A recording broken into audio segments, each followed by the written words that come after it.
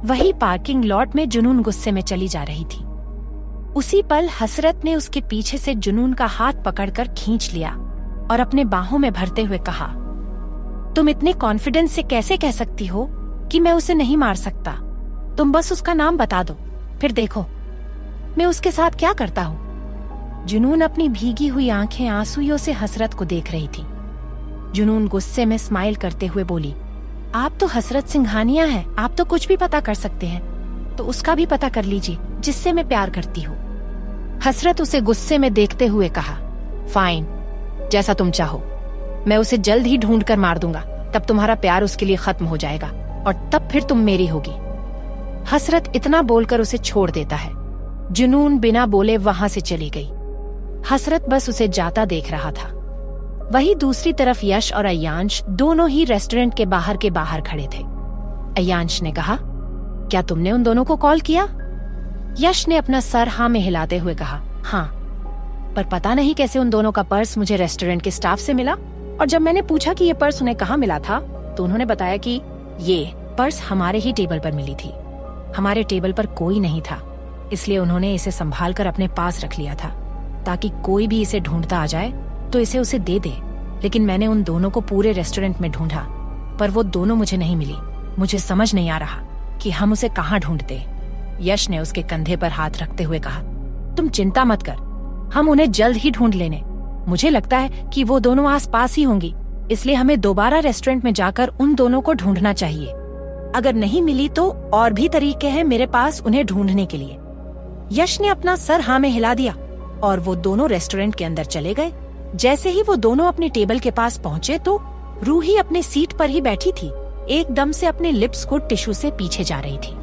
रूही को अपने सामने देखकर दोनों रिलैक्स हो गए और उसके पास जाते हुए यश ने पूछा, तुम ये क्या कर रही हो? और तुम अचानक से कहाँ गायब हो गई थी? और वो भी अपना पर्स छोड़कर। मैं कितना परेशान हो गया था, मैंने तुम्हें कितना ढूंढा पर तुम नहीं मिली, तुम कहाँ चली गई थी? रूही उन दोनों को अपने सामने देखकर घबरा गई और बोली, भाई मैं तो बस वॉशरूम गई थी। अय्यांश ने अपने कोल्ड वॉइस में कहा, क्या तुम सच बोल रही है?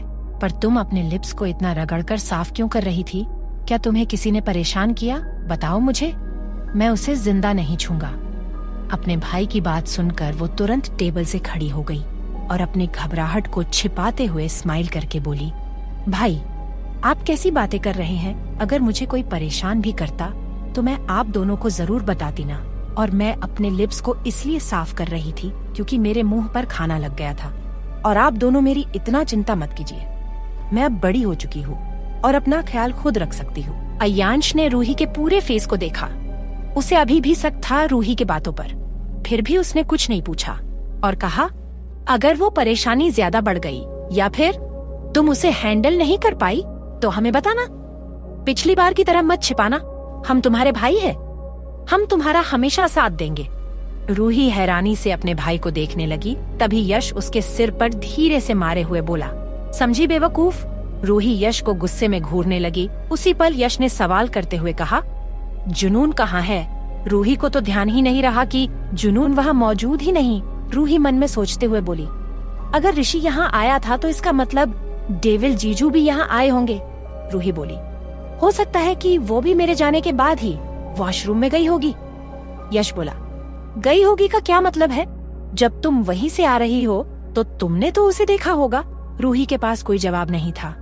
तभी जुनून वहाँ आ गई और बहुत शांत आवाज में बोली, रूही सही बोल रही, उसके बाद ही वॉशरूम गई थी, इसलिए उसने मुझे भी देखा था। रूही जुनून के चेहरे और लिप्स को देखकर समझ गई कि जरूर कुछ उसके साथ बुरा हुआ है। रूही पूछना तो चाहती थी पर अपने भाइयों के सामने कुछ नहीं पूछ सकती थी। जुनून अपना सर नीचे झुकाई थी ताकि उसके लिप्स के बाइट का निशान न दिखे। उसी पल अय्यांश ने जुनून की तरफ अपना रुमाल बढ़ा दिया और मन में बोला, माफ करना, मैं बस तुम्हारे लिए इतना ही कर सकता हूँ। अय्यांश और रूही ने बाइट के निशान को देख लिया था पर यश ने भी तक नहीं देखा था। जुनून अय्यांश के हाथ से रुमाल ले लेती है और अपने मुंह पर रख लेती है।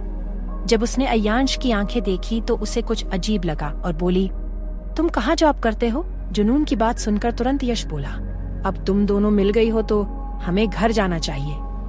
अय्यांश ने भी उसके हामी में जवाब दे दिया।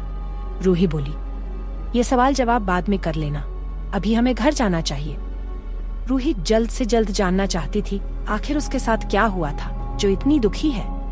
जुनून बोली, तुम लोग जाओ, मैं अभी यही रुकूंगी क्योंकि मेरे कंपनी की एक फ्रेंड मुझसे मिलने आ रही है, तो तुम लोग जाओ, मैं उसे मिलकर आ जाऊंगी। रूही परेशान होकर बोली, क्या मैं तुम्हारे साथ रुकूं? जुनून नामे सिर हिलाते हुए बोली, नहीं, तुम घर जाओ, मैं तुमसे बाद में मिलूंगी। रूही को उसके बातों पर शक हो रहा था, फिर भी उसे कुछ नहीं बोल सकती थी। यश ने कहा, तो ठीक है, हम चलते हैं। रूही के कदम जम गए थे, वो जुनून को अकेला छोड़कर नहीं जाना चाहती थी। यश मस्ती करते हुए रूही के सर पर मार दिया और उसे चलने का इशारा कर दिया। रूही को ना चाहते हुए भी उनके साथ जाना पड़ रहा था। वो जाने से पहले जुनून से बोली, जल्दी आ जाना क्योंकि मौसम खराब हो रहा है तो कभी भी बारिश हो सकती। जुनून अपना सर हाँ में हिला देती है और वो तीनों वहाँ से चले जाते हैं। रात का वक्त, डाइनिंग टेबल पर सभी लोग मौजूद थे सिवाय हसरत और ऋषि के।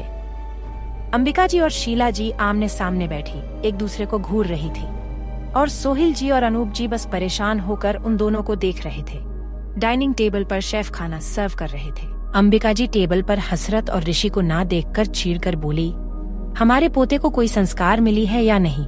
हमारे घर आने पर भी उन दोनों ने हमसे बात क्या मिला तक नहीं है और अब दोनों हमारे साथ खाने पर भी नहीं है और सुबह को भी बिना कुछ बोले गुस्से में निकल गए। उन दोनों के दिमाग में आखिर क्या चलता रहता है? जब मर्जी अड़ियल की तरह आते हैं, जब मर्जी जाते हैं। घर पे तो दोनों के कदम ही नहीं टिकते। सुबह से रात हो गई है लेकिन अभी तक उन दोनों का घर आने का पता नहीं है। मैंने पहले ही कहा था, उन दोनों को संभाल लो, इतना मत बिगड़ने दो, पर इस घर में मेरी बात कोई सुने तब ना, सबको अपनी मर्जी ही करनी है। अंबिका जी इनडायरेक्ट अपने बहू को ही सुना रही थी। शीला जी भी ये बात बहुत अच्छे से समझ रही थी, फिर भी उन्होंने कुछ नहीं कहा। क्यों वो इस वक्त बहस नहीं करना चाहती थी। उस पर अनूप जी अपने बहू और बेटे से बोले, हाँ, अंबिका सही कह रही है, अगर तुम दोनों ने हमारे खिलाफ ना जाकर हमारी बात मान ली होती तो आज वो दोनों ऐसे नहीं होते हैं। हम तो उसके दादा दादी है, पर तुम दोनों तो उसके माँ बाप हो, हमसे ज्यादा उन पर तुम दोनों का हक है। तो तुम दोनों को अच्छे से समझना चाहिए था कि क्या सही है और क्या गलत है। पर अब क्या फायदा, अब दोनों बड़े हो चुके हैं और अब देख ही रहे हो वो दोनों क्या कर रहे हैं। एक जिसे लड़कियों में इंटरेस्ट नहीं है तो दूसरे को लड़की पसंद तो आती है पर उसे शादी नहीं करना। ऐसे हमारे घर के संस्कार नहीं है जैसे वो दोनों करते हैं। दोनों की क्या ही गलती है? तुम दोनों ही उनकी जिंदगी बर्बाद करने के कारण हो। अगर तुम दोनों ने हमारे पोतों को टाइम समय पर रोक लिया होता तो वो दोनों ऐसे नहीं होते। अनूप जी की बात सुनकर सोहिल जी और शीला जी दोनों ही शर्मिंदगी से अपना सर झुका लिए थे। सोहिल जी बोले, आप सही है पापा, अपने ही अपने बेटों की लाइफ बर्बाद करके रख दी है, पर हम अब कुछ कर भी तो नहीं सकते। शीला जी बोली, हाँ, हमें माफ कर दीजिए सासू माँ और पापा जी, आप दोनों की ही बातें सही हैं। अगर हमने आपकी बात मान ली होती तो आज उन दोनों की लाइफस्टाइल कुछ और होती। अंबिका जी नाराजगी काम करते हुए बोली, ठीक है बहू, हमने तुम दोनों को माफ किया, लेकिन अभी भी कुछ ज्यादा बिगड़ा नहीं है। अगर अब भी हमारी बात मान लेते हो तो कुछ हद तक सब कुछ ठीक हो सकता है, क्योंकि बस उन दोनों के जीवन में एक लड़की की प्यार की कमी है, इसलिए मुझ बहू की मदद चाहिए उन दोनों के लिए लड़की ढूंढने में, क्योंकि एक लड़की ही एक लड़के के जीवन को बेहतर बना सकती है। वही दूसरी तरफ एक खूबसूरत विला जो गोल्ड कलर का साइन कर रहा था।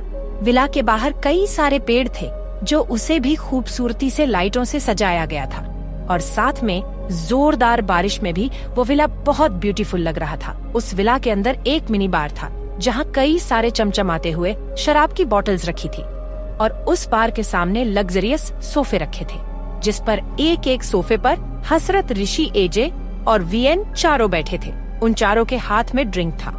हसरत ड्रिंक का एक सिप लेते हुए गुस्से में कहा, अयांश, उस लड़के को जल्द से जल्द मेरे सामने लाकर खड़ा करो, मैं भी तो देखूं उसके में ऐसा क्या है जो मुझे नहीं है। एजे कोई और नहीं, अयांश जम्वाल ही था। अयांश ही हसरत का कॉलेज टाइम का दोस्त था और हसरत का एक लौता दोस्त था। अयांश ने कहा, ओके बॉस। हसरत ने गुस्से में अयांश को देखते हुए कहा, अयांश, मुझे तुम्हें कितनी बार कहना पड़ेगा कि तुम मुझे बॉस नहीं कहोगे। मैं बस दिखाने के लिए बाहर तुम्हारा बॉस हूँ, हर जगह नहीं।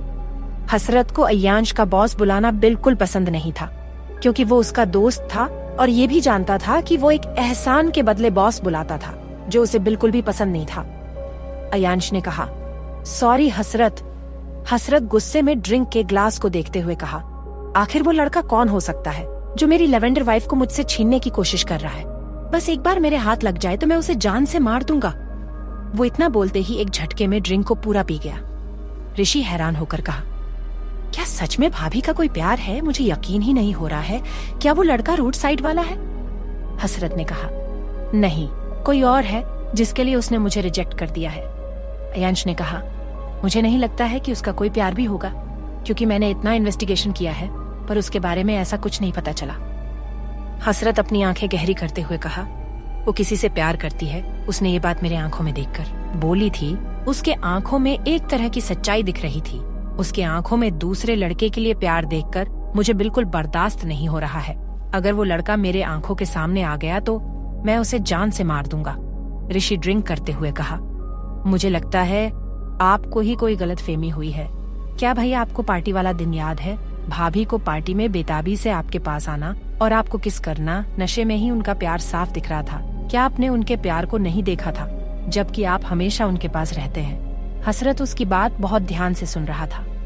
हसरत की आंखें बहुत गहरी ही चुकी थी, जैसे वो कुछ सोचा रहा था। उसी पल हसरत का फोन रिंग हुआ। हसरत अपने कोट के जेब से फोन निकाल कर देखने लगा, जिस पर रूही फ्लैश हो रहा था। हसरत ने जैसे ही कॉल पिक किया, वैसे ही रूही की घबराती आवाज आई, डेविल जीजू, क्या सोलमेट आपके पास है? उसकी घबराती आवाज सुनकर हसर ने तुरंत अपने सख्त आवाज में कहा, नहीं, क्या हुआ?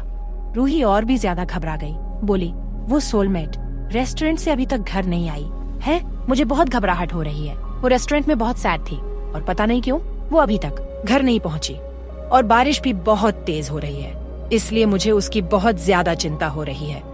हसरत इतना सुनते ही वो गुस्से में अपने जगह से खड़ा हो गया और जुनून को ढूंढने के लिए निकल गया, और साथ में ही ऐशी, अयांश, वीएन तीनों भी उसके पीछे निकल गए। क्या होगा इसके आगे जानने के लिए सुनते रहिए क्रुएलिटी ऑफ माई सीईओ, सिर्फ पॉकेट एफएम पर।